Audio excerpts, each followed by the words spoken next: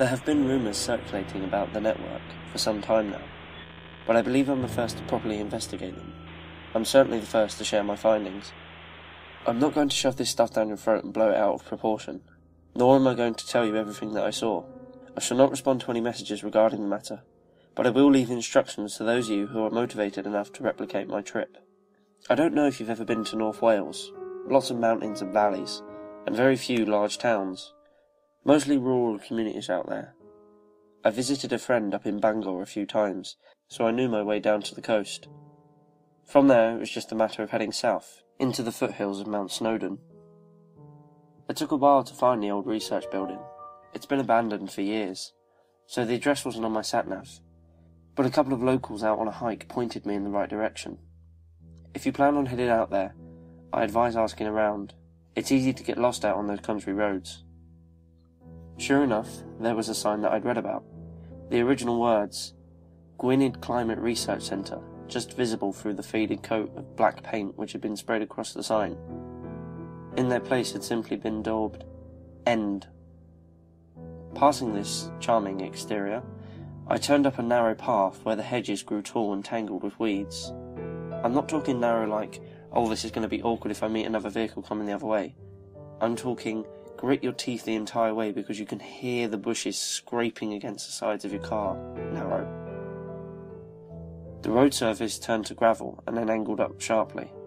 My tyres span, and the innards creaked painfully, and it quickly became apparent that it wasn't going to make it up. I reversed down the short distance that I'd managed and parked, shrugging on my laptop bag and pocketing my dad's maglite. It was a fairly grey morning, and I had no idea what the state of the building's lighting would be in. Buttoning my jacket, I headed up the hill. The front door was not locked, but I set out to check the perimeter. It was pretty much as described in the original online post. Windows boarded, no visible telephone or power lines feeding into the building, and an exterior shell which was almost covered entirely with graffiti tags. No vehicles were in sight, and the CCTV cameras hung limp and dead in their cages. Good enough for me. The interior was dark, as I had anticipated. I flicked on the magnite and let it play over the grimy walls and the dusty floor. Odd that it should seem so undisturbed. One would think it would be a squatter's heaven, or at the very least littered with used needles and condom wrappers, as most other abandoned buildings tend to be. The graffiti was still present, but it seemed more hesitant. It was spaced out and faltered the further down the hallway I went. It finally petered out a few feet from the reception desk. The local teenagers had obviously lost their nerve. I found the fuse box behind the desk, and flipped a few of the switches experimentally. Nothing happened. Whether all of the fuses were blown, or there was no power at all, I did not know, but I definitely did not have the capacity to fix it. The email that I had received on the matter specifically stated not to worry about the electrical supply, but, and call me a coward if you like, given a choice between functioning lights and creeping around in a dark, isolated building on my own, I'd rather have the former. After climbing a bare stairwell to the next floor, I was able to stow my light. The windows here were not boarded up, and great cones of sunlight crept through the empty frames. The only creepy thing about this place was how tidy it was. Yeah, a thick layer of dust coating everything, and what seemed to be a few furnishings were left had been piled up in the corners of the rooms, but there was literally no sign of human disturbance. The sort of place an urban explorer would kill to stumble across, no doubt. I actually felt almost unwelcome there. The closest example I can think of is when you walked into class really late back in school, and everyone turns their head and looks at you, and you feel weirdly unwelcome. Yeah, well, I was getting the same feeling in my stomach when I found the room. It was pretty much as the email had described, a big open-plan office layout, with marks on the floor and ceiling where the cubicles had once been, and a great wreath of office chairs tangled together in one corner. There was only one desk in the room, pushed against the far wall. As I approached it, I noted that, unlike the rest of the building, it was completely devoid of dust. I pulled the laptop out of my bag and set it down.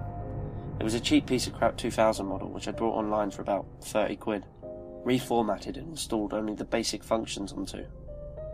It was specifically for that excursion, I was not going to gamble any of my personal machines on an interesting story I'd read on the internet. Once booted up, I produced the network cable. It was an old grey one, the kind you attribute with screechy dial-up tones and your parents complaining about you hogging the phone lines. One end slotted into the back of the machine, and I looped the other down behind the desk, crouched beneath it, and felt my way along the flaking plaster until my hand brushed the port. My probing fingers discovered a cable already attached, which I unhooked and replaced with my own. When I stood up, I noticed that the cable I held in my hand was torn, as though the other half had been yanked away so abruptly that the plastic had ruptured and the wires inside snapped. I still have it around my office somewhere, actually. Nothing happened. No icons popped up announcing that I'd successfully connected to the network, and the little signal strength symbol in the bottom right corner insisted that I was not online. Puzzled, I checked the printout of the email. No mention of this. Perhaps the power being off was an issue, contrary to the given directions. I called up the command prompt window and tried sending a ping. A ping, by the way, is a kind of echoed message that the computer can send out to test the connection. It bounces back or receives a response from other machines and servers on the same network as you. To my surprise, I received 2 or 3 automated responses. I was online alright. The next given step was the internet. My homepage was set to Google, but strangely the program spent a good few minutes on a blank white screen before I was redirected to a different search engine. It was similar to Google in its minimalism, empty background with a central text bar. But the address was www.patriotsearch.com in place of the Google text logo. There was a simple sketch-style picture of a static-faced soldier holding a British flag in one hand and a US one in the other, and the words Semper Fidelis were scratched into his helmet. I tried YouTube, but the page briefly 404'd before redirecting me to Patriot Search website once more. My mouth felt dry as I clicked the search option and headed to the BBC News website. This, it seemed, was still online. As I skimmed the news headlines, any doubts that I'd had quickly vanished. Second American Civil War grows in size and intensity. US troops redeploy from Afghanistan, Egypt and Turkey to defend home soil. France and Spain left reeling after terrorists detonate a thermonuclear device on their borders. Police in Texas circulate CCTV images of men believed responsible for the kidnap and murder of over 50 women since 2008. Handgun bans set to become law across America after last week's White House shooting spree. The US and Britain allow Australia and Canada to join the Patriot Alliance. UK terrorists continue to murder in border towns. Demand Scottish independence. German theoretical physicist arrested by US agents, accused of treason. Research on alternate universes and interdimensional travel, amongst confiscated items. I sat back and fumbled a cigarette into my mouth and lit it. I had no idea precisely what it was I'd just stumbled across. I still don't, but it was huge. Some kind of alternate reality? News from the future? It seemed too big to be a trick. Anyway, as the email had told me, this network, this other internet, was an overlap between our world and another. I went back to the Patriot Search website and began punching in anything that came to mind. Olympics, Facebook, Human Rights Act, police powers, current world map. Slowly, surely, a picture began to form. A picture of the world beyond my laptop, and the little umbilical cord which was the cable. I was a blind man feeling his way through a cave, bit by bit. The more I read, the more fearful I became. A lot of bad shit had happened. I have neither the time nor patience to list everything here. I mean, you can't actually expect me to describe an entirely separate historical timeline, but I'll leave you a fair few examples. Police in the United States and UK were gradually being phased out, and the army was taking their place. From what I had gathered, the only crimes that were properly investigated were treason and fraud, leaving all kinds of deprived killers and perverts free to do as they pleased. Someone even gained a fan following. I stumbled across one website dedicated to somebody called the Dockyard Butcher. It had an image and a video gallery in the sidebar. The things I saw made me feel queasy. The world was overcrowded, but not just like ours.